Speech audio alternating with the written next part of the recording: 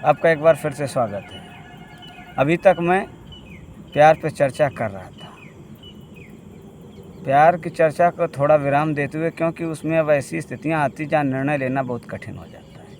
इसलिए मैंने ये सोचा कि मैं पहले अपनी शिक्षा और समझ पे बात कर लूँ, क्योंकि शिक्षा कहीं ना कहीं प्यार को प्रभावित करती है। केवल प्यार ही नहीं, मानव के पूरे जीवन को प्रभावित करती है। शिक्षा वो माध्यम होता है जिससे व्यक्ति का जीवन अच्छा भी हो जाता है और बुरा भी हो जाता है। आज जो समाज में, देश में, दुनिया में जो अशांति फैली है, उसका कारण भी शिक्षा है। और शांति स्थापित करने के लिए कार्य भी शिक्षा को ही करना पड़ेगा। इसलिए मैंने सोचा कि मैं पहले अपनी शिक्षा और समझ पे बात कर लूँ। जिस तरह मेरी शिक्षा और मेरी समझ रही है, उसी तरह आपको भी शिक्षा मिलती है। हर मानव को मिलती है। या तो वो समाज से सीखता है या तो स्कूल से सीखता है।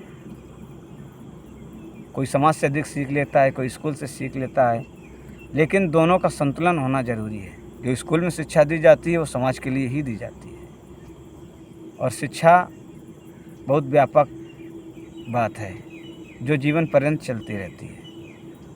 जिस तरह मोबाइल में चिप होती है, उसमें डाटा फिट कर लो, जानकारियाँ फिट कर लो, उसी तरह हमारी भी मेमोरी होती है।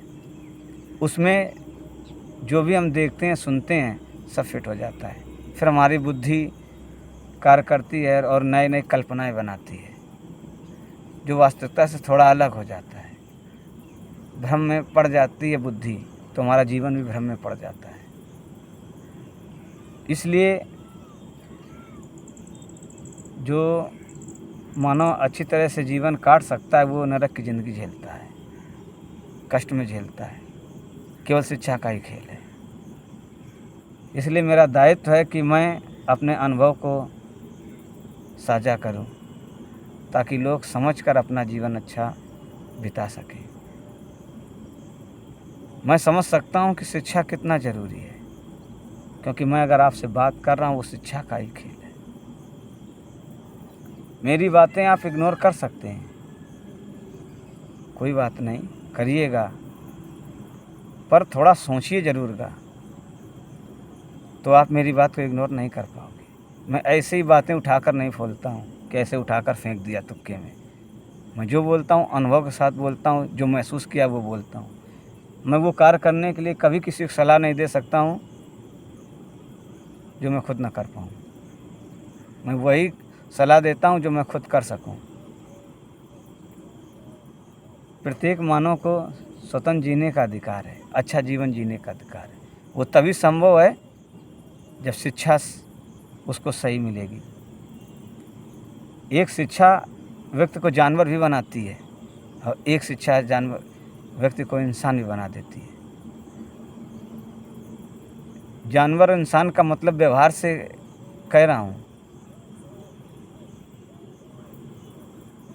तो वही मैंने सोचा कि मैं अपनी बात आपके समक्ष रखूं और आप समझें। मेरी ये बातें अगर आप गार्जियन हैं, यानी माता पिता हैं, तो आपके बच्चों के लिए ज़रूरी है। यदि आप जवान हैं तो आपके अपने मस्तिष्क को सुधारने के लिए भी ज़रूरी है। और आप यदि वृद्ध हैं तो अकेलापन जो आप बिता रहे हैं उसके लिए भी ज़रूरी है,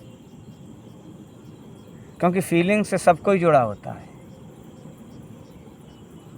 वही मैं आप लोगों के सामने ये बातें कर रहा हूँ, समक्ष बोल रहा हूँ कि शायद मेरे बताने से आपका जीवन अच्छा हो जाए, एक पल के लिए आपको सुकून मिल जाए, खुशी मिल जाए। और ये मैं जानता हूँ कि मेरी समझ पर कार्य करके ही व्यक्ति को सुकूनत मिलेगी। मैं यहाँ की नहीं, दुनिया की भी बात कर रहा हूँ। भाषाएं अलग हो सकती हैं, धर्म अलग हो सकते हैं, देश अलग हो सकते हैं, रहन सहन का तरीका अलग हो सकता है, लेकिन फीलिंग एक होती है। जिस तरह भूख की फीलिंग एक ही होती है, चाहे अपने देश का भूखा हो, चाहे विदेश का भूखा हो, चाहे स्त्री हो या पुरुष हो, जानवर हो, पशु पक्षी हो, भूख की बेचैनी एक जैसी होती है। और हर कोई बेचैनी अपनी शांत करना चाहता है। बस यही बात मैं आपको समझाने का प्रयास करूँगा। मैं प्रयास करूँगा, जो बोलना है मैं बोल दूँगा, पर आप फ़िलहाल समझेंगे अपने ही बुद्धि के अनुसार। तो ऐसे ही मैं प्रारंभ करता हूँ कि मुझे एक एहसास हुआ था। मेरे जीवन में 3 एहसास बहुत महत्वपूर्ण हैं। एक ये एहसास कि एक बार मैं मेला गया था, गौर से सुनिएगा। वहाँ मैंने बच्चों को देखा कि जो पेप्सी व्यक्ति बोतल में पी लेता है, जो थोड़ा सा रह जाता है वो रख दिया जाता है, तो जो गरीब बच्चे होते हैं वो उसी को पी रहे थे। मुझे उसे देखकर बड़ी बेचैनी हुई थी, तकलीफ़ हुई थी। वो एहसास आज तक मेरे अंदर है। लेकिन ये एहसास जो था वो बहुत सही था। तो एक ये एहसास था जो मेरे अंदर सदैव बना रहा। तब मैं स्कूल नहीं जाता था। ऐसे ही और भी एहसास हैं।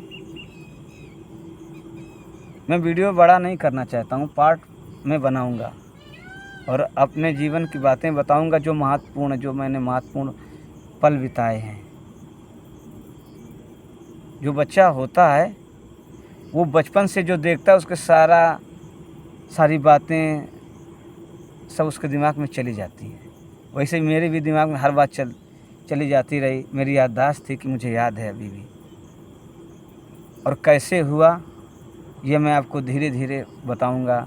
कौन सी क्लास में कैसी शिक्षा मिली, कैसा अनुभव मुझे मिला और कैसे कैसे मैं कैसा बनता गया, ये बातें बताऊंगा। ये बात सत्य है कि दुनिया में आप कुछ लेकर नहीं आए और ना लेके जाएंगे। तो देखते हैं क्या होता है इस दुनिया में, वही मैं आपके साथ चर्चा करूंगा। तो मैंने एक फीलिंग की बात की कि उन बच्चों को देखा कि वो उसी पेप्सी को पी रहे हैं।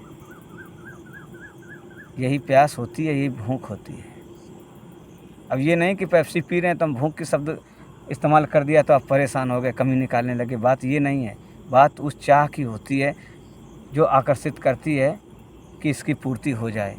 तो बच्चे पीते हुए देखा होंगे, इसीलिए वो तो पी रहे होंगे ना। तो तकलीफ़ हुई थी मुझे, परेशानी हुई थी मुझे।